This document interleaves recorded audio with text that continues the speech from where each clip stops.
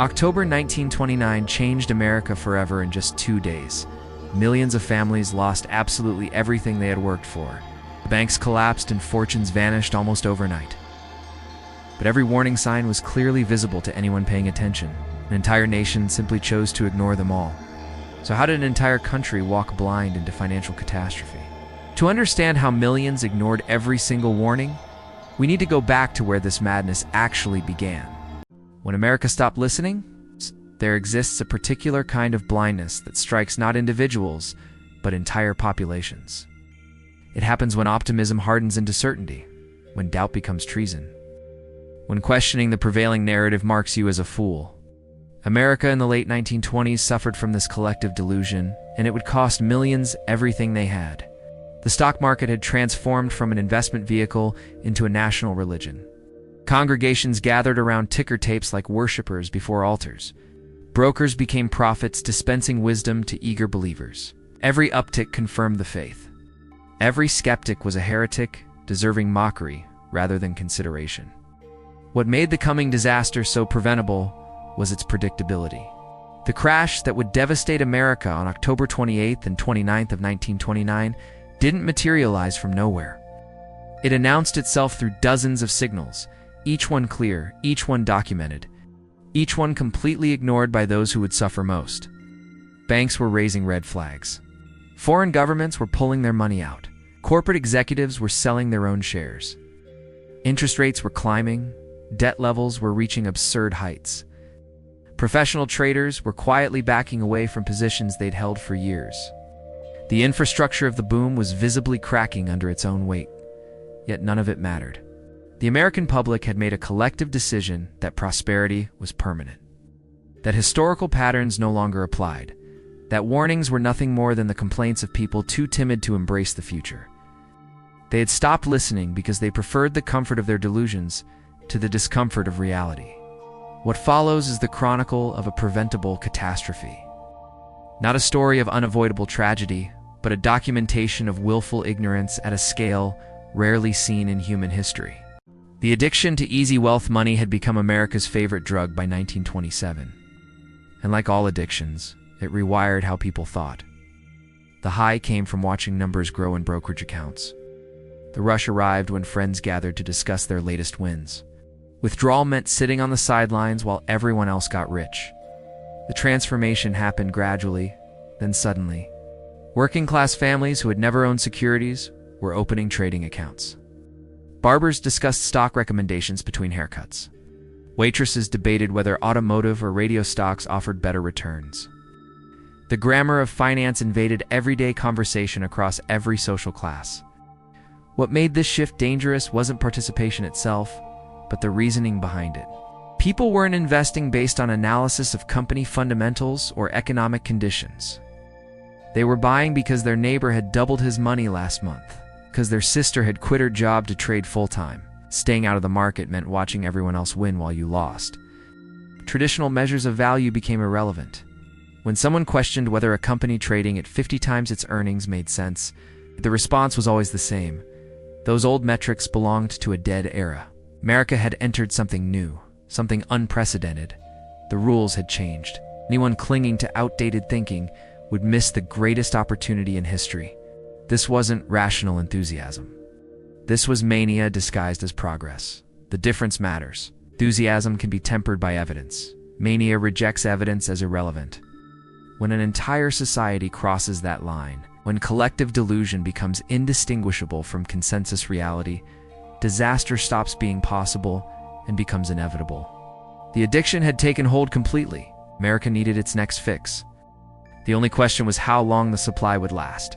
The central bank's unheeded alarm, the Federal Reserve, doesn't speak in plain language. It communicates through interest rate adjustments, reserve requirements, and policy statements written in deliberately opaque prose.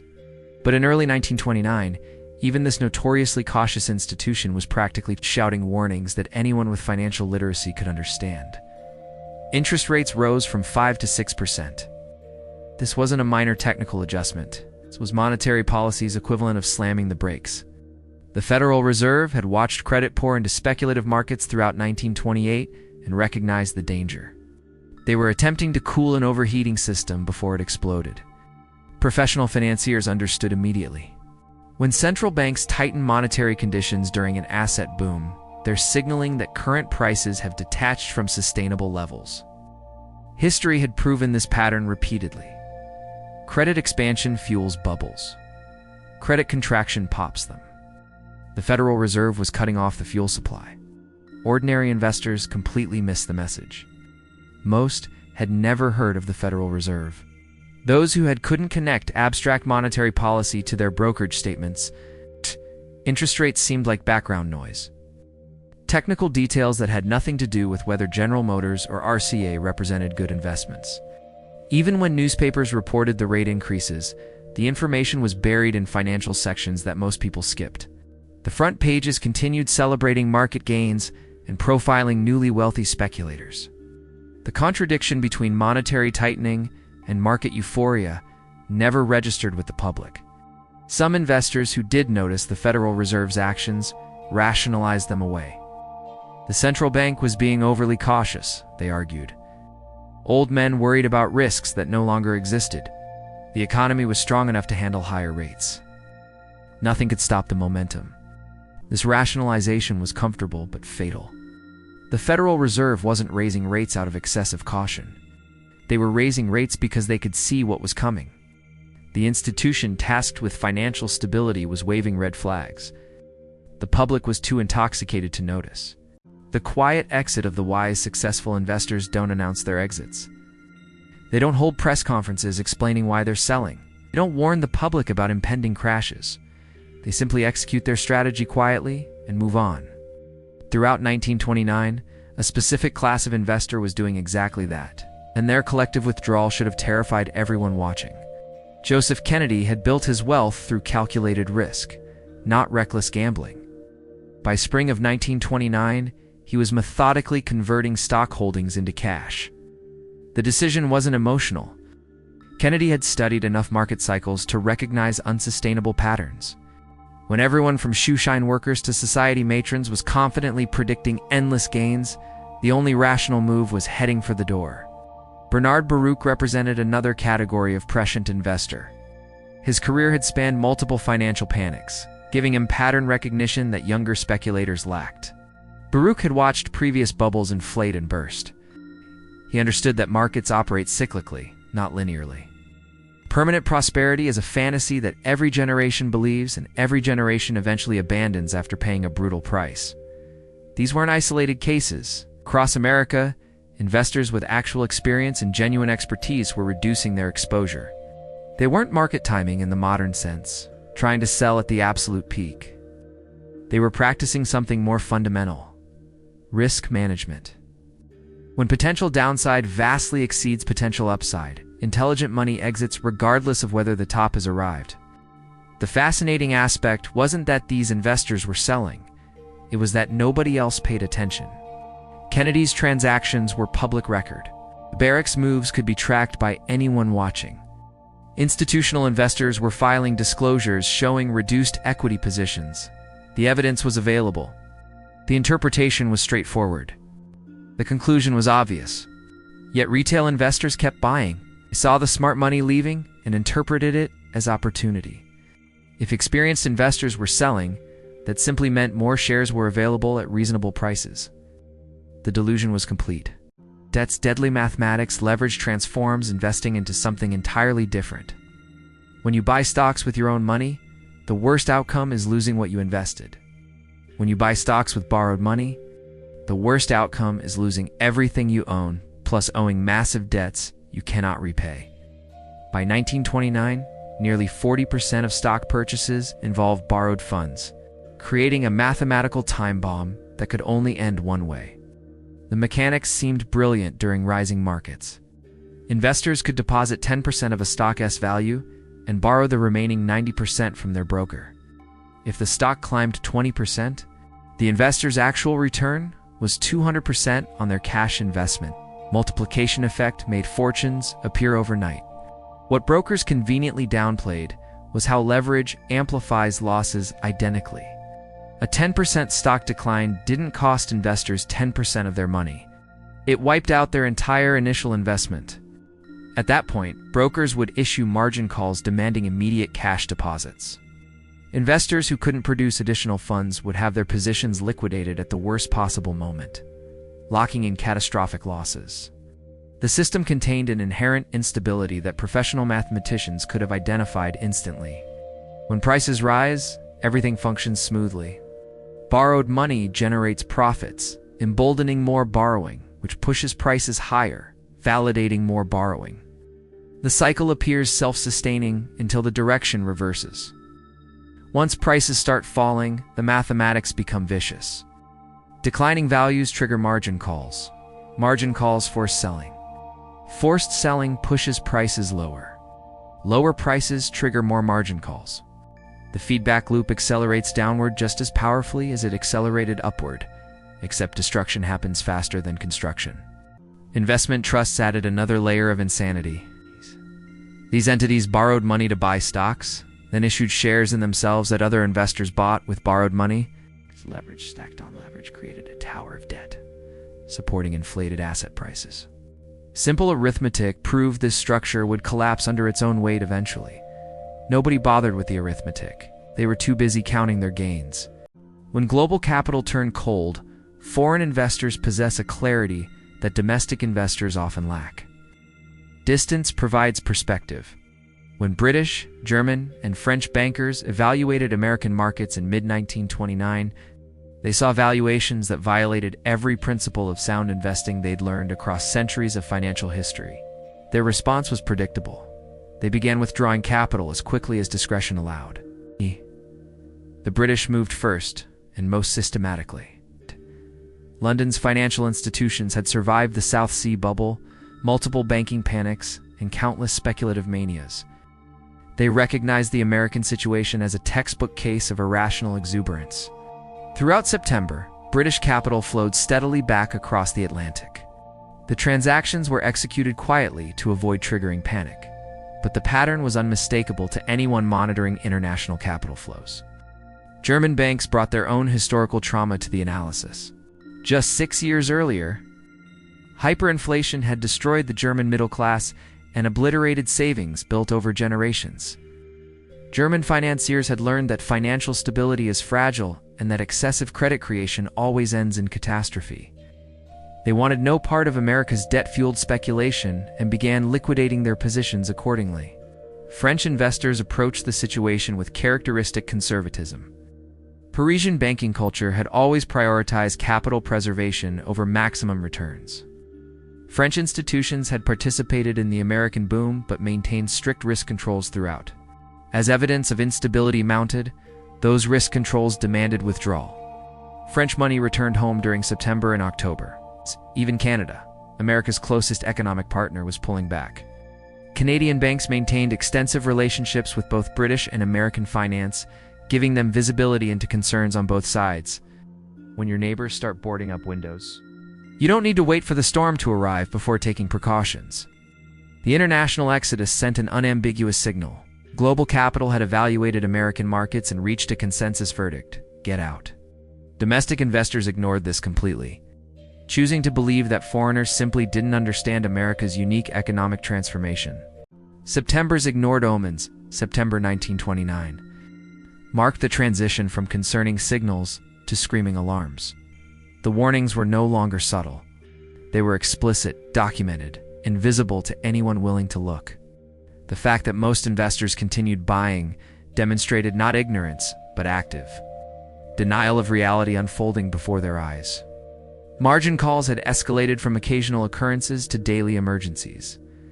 Brokers were demanding additional collateral from thousands of investors simultaneously. This wasn't normal market activity.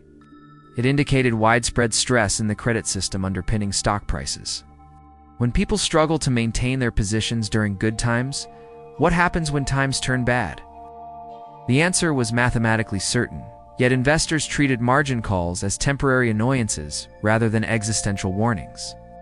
Corporate insiders were selling their own company's shares at unprecedented volumes. Securities and Exchange Commission disclosure rules didn't exist yet, but stock exchange records showed the pattern clearly.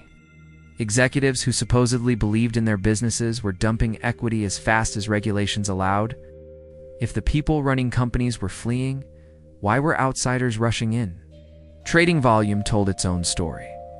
Unprecedented numbers of shares were changing hands daily. Novice investors interpreted high volume as enthusiasm and validation. Professional traders recognized it as distribution. Large holders were unloading positions onto smaller buyers. The smart money was selling to dumb money, the oldest pattern in financial markets.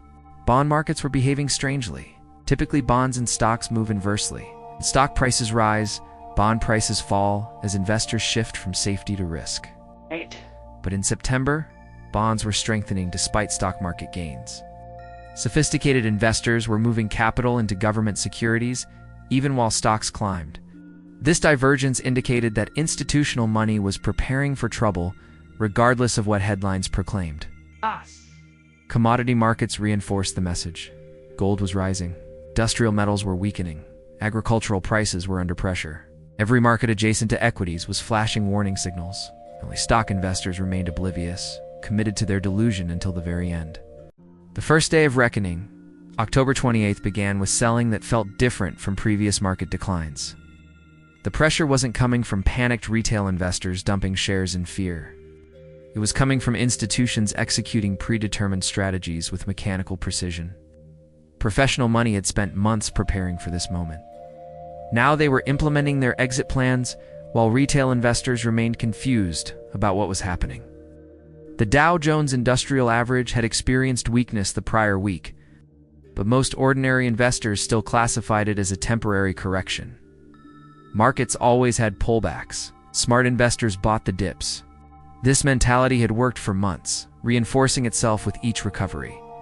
October 28th would break that pattern permanently. Jesse Livermore recognized the transition immediately. The legendary speculator had built a career on identifying inflection points when market psychology shifts from optimism to fear. He'd been preparing short positions for months, betting against the market. October 28th represented the moment when those bets would start generating massive profits. Livermore increased his short exposure aggressively as prices fell, understanding that forced selling would create a downward spiral impossible to stop. Communication infrastructure began showing strain almost immediately. Telephone lines connecting brokers to clients were overwhelmed. The ticker tape that displayed price changes across the country started running behind real-time trading. Investors in Kansas City were making decisions based on prices that had already moved substantially. The information asymmetry favored professionals with direct floor access, while retail investors operated in the dark. Wealthy families with old money were making final adjustments to positions they'd been unwinding for weeks. These weren't emotional reactions to October 28th's decline. These were the last steps in carefully planned wealth preservation strategies. The difference between professional and amateur investors was never more visible than in their respective responses to crisis. By closing, significant damage had been done. But the real catastrophe was still 24 hours away. October 28th was just the appetizer. October 29th would be the main course. Midnight maneuvers the hours between October 28th's close and October 29th's open witnessed frantic activity invisible to ordinary Americans.